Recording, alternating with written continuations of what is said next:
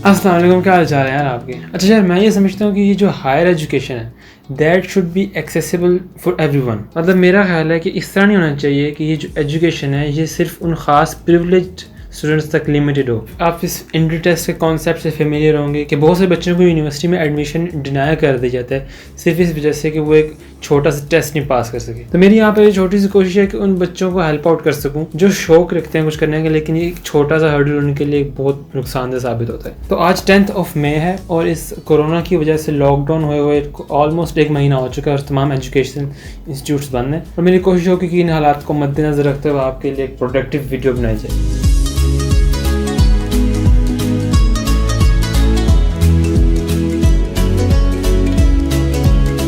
सबसे पहले मैं आपको अपना एक रेलिवेंट इंट्रोडक्शन देता हूँ। ये जो बच्चा अभी आप अपनी स्क्रीन पे देख रहे हैं, इसने मैट्रिक डायरकम स्कूल से की, अराउंड 92-93% मार्क्स थे। उसके बाद इस बच्चे ने हार्वर्ड कॉलेज से FSC की जिसमें अराउंड 87 या 86% मार्क्स थे। और उसके बाद यूनिवर्सिटी के एंट्री टेस्ट की तैयारी भी इसी कॉलेज से की थी। NIT 1 में मेरे मार्क्स आए थे 146, NIT 2 में मेरे आए थे 130 समथिंग, 135 आई गेस, और NIT 3 में आए थे मेरे 158 मेरा ख्याल है। ऐसे मेरे ज़हन में किसी ने बैठा दिया हुआ था कि यार असल एजुकेशन यूनिवर्सिटी में ही होती है, तो मेरे ज़हन में ये टॉप प्रायोरिटी पे था कि मैंने किसी अच्छी यूनिवर्सिटी में एडमिशन लेना है। और FSC मैट्रिक की पढ़ाई को इतनी इंपॉर्टेंस नहीं थी जितनी इंपॉर्टेंस मेरे लिए किसी अच्छी यूनिवर्सिटी जैसे नास्ट स्लम्स में जाना था। तो करंटली मैं मैकेनिकल इंजीनियरिंग का स्टूडेंट हूँ SMME नास्ट में।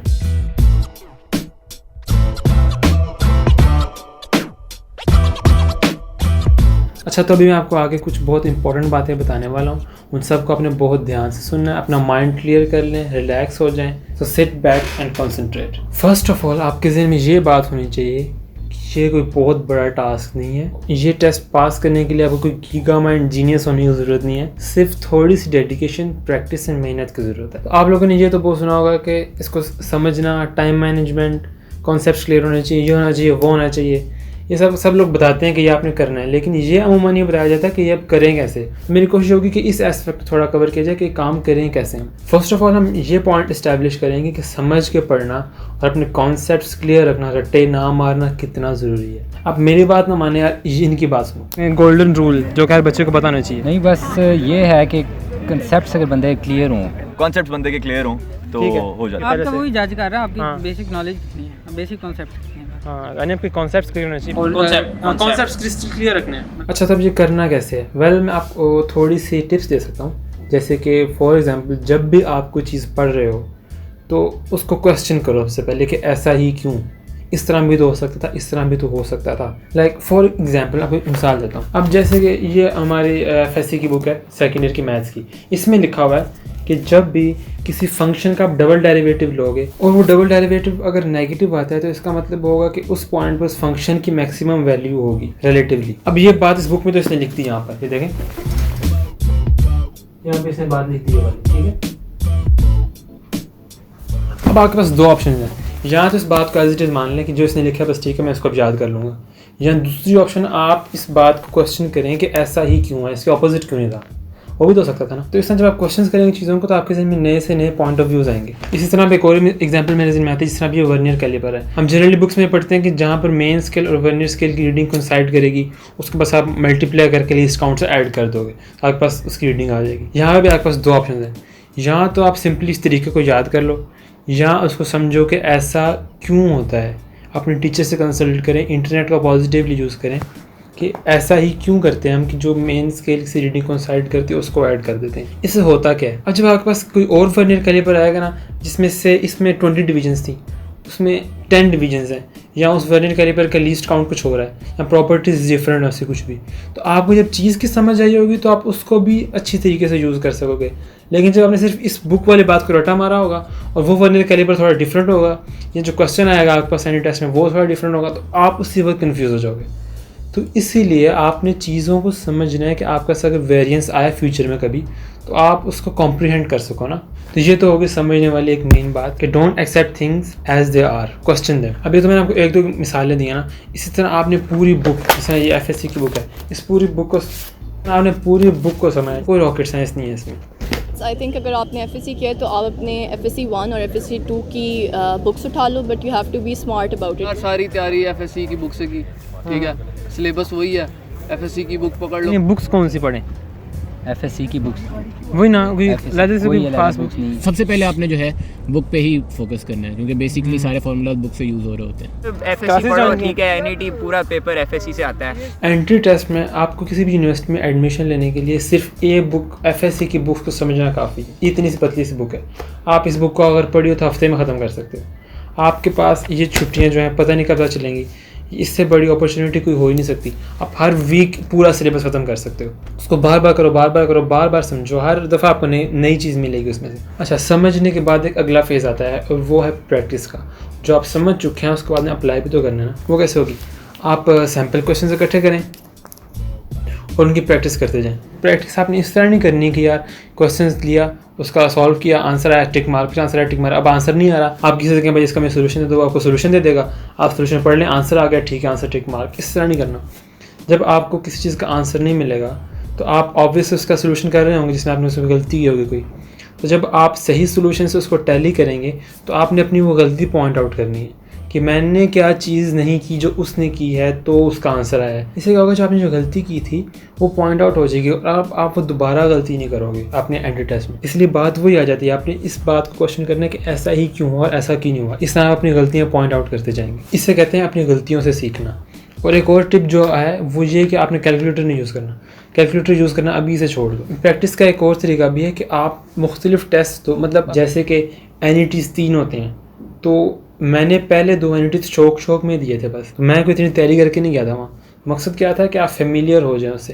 ये मैं भी कर रहा हूँ और बाकी बच्चों को भी ये सजेशन है, उनकी बात सुने आप। Before you give your final NET आप एटलीस्ट एक दफ़ा एनईटी पहले दो, ताकि यू नो कि किस तरह के सवाल आते हैं और किस तरह आपने अटेम्प्ट करना है। अगर आप 2 टेस्ट दोगे तो आपको आइडिया हो जाएगा इस पॉइंट ऑफ टाइम में कि किस तरह के क्वेश्चंस आते हैं और आप अपने आप को मतलब आपका बेहतर स्कोर आ सकते हैं। और ये टाइम मैनेजमेंट बहुत ज़रूरी है, जैसे मैं नहीं कर रहा, ये बाकी बच्चे भी कह रहे हैं। सुने, सारी गेम है टाइम मैनेजमेंट की, ठीक है, और टाइम मैनेजमेंट बहुत चाहिए होती है इसके अंदर। किस तरह मुझे अपना टाइम मैनेज करना है, because there are lot of questions in time management is a major issue. Same नस का टेस्ट दे रहे हैं एनईटी, उसमें 3 घंटे होते हैं और अपने 200 क्वेश्चंस करने होते हैं। अक्सर इस तरह होता है कि पहले 2.5 घंटे में बच्चे आराम से कहते रहते हैं और आधा घंटा जब रह जाता है तो उनके अच्छे खासे क्वेश्चन रह गए होते हैं।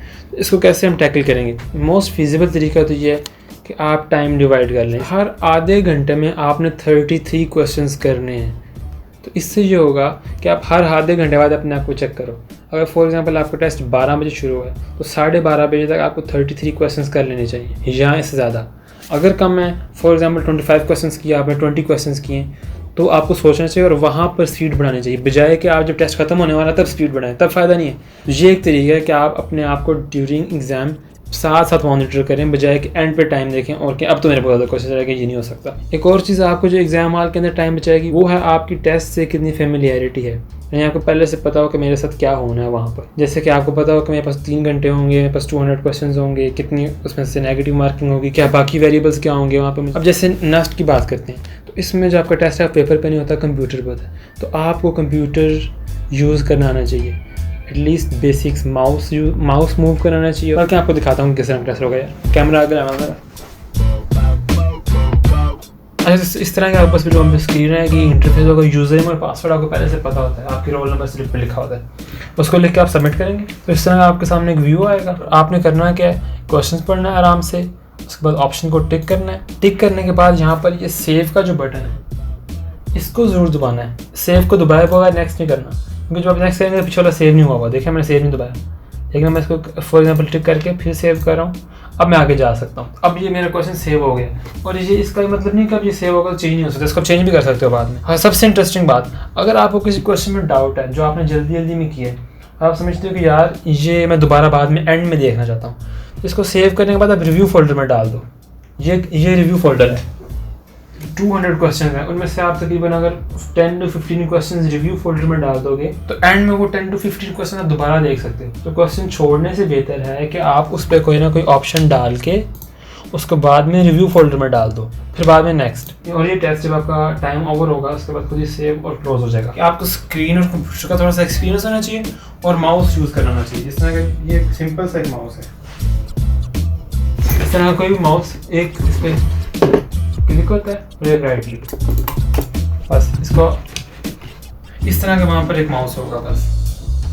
और एक और चीज़ जो यूनिवर्सिटी से रिलेटेड, जो कि मैं समझता हूँ बहुत अंडररेटेड है, बच्चों के एडमिशन सिक्योर करने की फिक्र तो होती है, लेकिन जो उन्होंने फील्ड सेलेक्ट करनी है उसको इतनी प्रायोरिटी नहीं दी जाती कि मैं कौन सा कैरियर चूज़ कर रहा हूँ। मेरा मशवरा है कि एडमिशन से पहले आपने इंटरेस्ट को एनालाइज करें, आपकी ज़िंदगी का मकसद क्या है, आपका जो कैरियर है वो उसके साथ अलाइंड होना चाहिए। मैकेनिकल इंजीनियरिंग की बात करते हैं, अब मेजॉरिटी की जहन में मैकेनिकल से यही आता है कि यार it is something like mechanic, जैसे हम देखते हैं। इस बात को थोड़ी देर के लिए आपको भूलना चाहिए। आप यूनिवर्सिटी की वेबसाइट पर जाएं, उसके कोर्स करिकुलम देखें, क्या क्या कोर्स आप वहाँ पर पढ़ोगे, कौन कौन से सब्जेक्ट्स होंगे जो आपको ज़्यादा पसंद होंगे, उस हिसाब से फिर अपनी फील्ड देखो। कोर्स की डिटेल्स देखने से आपको सब्जेक्ट्स का पता चलता है और वो आप उसको मज़ीद डिफ़ाइन कर सकते हो अपने इंटरेस्ट के मुताबिक। तो आप वही चीज़ पढ़ सकते हो जिसका आपको शौक हो।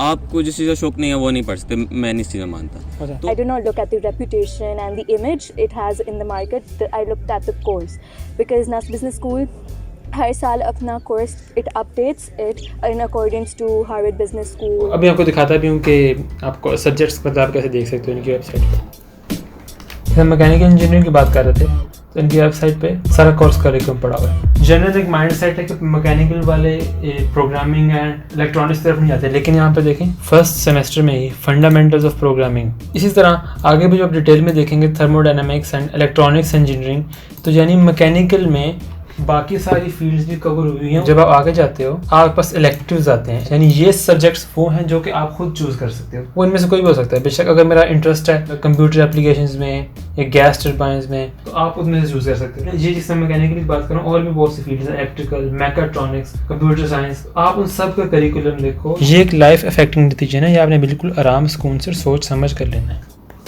अच्छा, तो फाइनल फिर हम इस वीडियो को इस बात से कंक्लूड करेंगे, इस चीज़ की ज़्यादा टेंशन नहीं लेनी, ना आपने पैनिक होना है। हाँ, लेकिन ओवर कॉन्फिडेंट भी नहीं होना। हार्ड वर्क करनी है, मेहनत करना है, दुआएं करनी है, इतना टाइम मिला हुआ इस टाइम को ज़ाया नहीं करना, वक्त को कभी ज़ाया नहीं करना, और इंटरनेट जैसी नियमत का पॉजिटिव यूज़ करना है। तो इंशाल्लाह ये सब कुछ मसला ही कोई नहीं। टेंशन बहुत लेते हैं, टेंशन नहीं लेनी, पैनिक नहीं करना। ये दुआ बहुत मैटर करती है, लेकिन पहले इंसान की अपनी मेहनत होती है। आप किसी चीज़ को लिए ड्रीम करो और फिर उसके लिए अपनी फुल इनपुट होती है। इंशाल्लाह घबराना नहीं है, अल्लाह बेहतर करेगा।